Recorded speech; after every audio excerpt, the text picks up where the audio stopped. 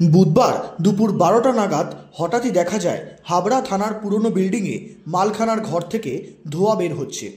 তৎক্ষণাৎ হাবড়া থানার তরফে খবর দেওয়া হয় হাবড়া দমকল বিভাগে। প্রায় 25 মিনিট কাজ করার পর ধোঁয়া ও আগুন নিয়ন্ত্রণে আনে দমকল বাহিনী। খবর পেয়ে ঘটনাস্থলে আসে বিদ্যুৎ বিভাগের কর্মীরাও। বিদ্যুৎ বিচ্ছিন্ন করা হয় থানার। প্রসঙ্গত, হাবড়া থানার পুরনো বিল্ডিংয়ে বর্তমানে রয়েছে 3টি অফিস। ভিসেরা মজুত করা আগুন লাগা ওই রুমের গায়ে ছিল হাবড়া ট্রাফিক গার্ডের অফিস, হাবড়া সার্কেল ইন্সপেক্টরের অফিস এবং ডিস্ট্রিক্ট ইন্টেলিজেন্স ব্রাঞ্চের অফিস। তবে ক্ষতিগ্রস্ত হয়নি এই 3টি দফতর। দমকল বাহিনীর প্রাথমিক অনুমান ইলেকট্রিক শর্ট সার্কিট থেকেই এই আগুন লেগেছে।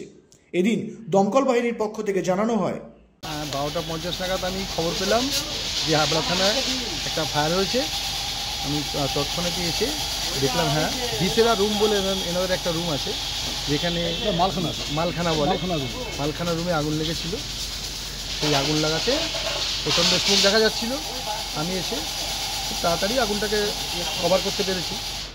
মূলত কী থেকে আগুন লেগেছে কি মনে হচ্ছে? মোস্ট প্রবাবলি শর্ট সার্কিট থেকেই হয়তো আগুনটা লেগেছে।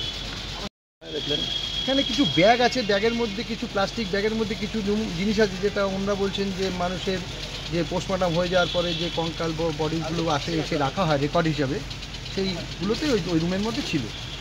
সেইগুলোই অ্যারেস্ট হয়েছিল আগুনে। এগুলো এখন বিপদমুক্ত, আর কোনো সমস্যা নেই। কী নাম আপনার? Pradip Das, sub officer, Habra fire brigade. Bureau report, নজরে বাংলা। এয়ার ইনফ্রাস্ট্রাকচারের উদ্যোগে অহনা অ্যাপার্টমেন্ট বারাসাতের হৃদয়পুরে নৃপেন ঘোষ সরণিতে তৈরি হচ্ছে নতুন আবাসন প্রকল্প। থাকছে একগুচ্ছ বিশেষ সুবিধা, লিফট থেকে শুরু করে ডিপ টিউবওয়েল, এছাড়াও থাকছে সাউন্ড প্রুফ জেনারেটর এবং কার পার্কিং এর সুবিধাও। এখানে 2 এবং 3 BHK ফ্ল্যাট রয়েছে। এছাড়াও থাকছে আরও একগুচ্ছ বিশেষ সুবিধা। বিস্তারিত জানতে ফোন করুন স্ক্রিনে দেওয়া ফোন নম্বরে। সাধ্যের মধ্যে স্বাদ পূরণ।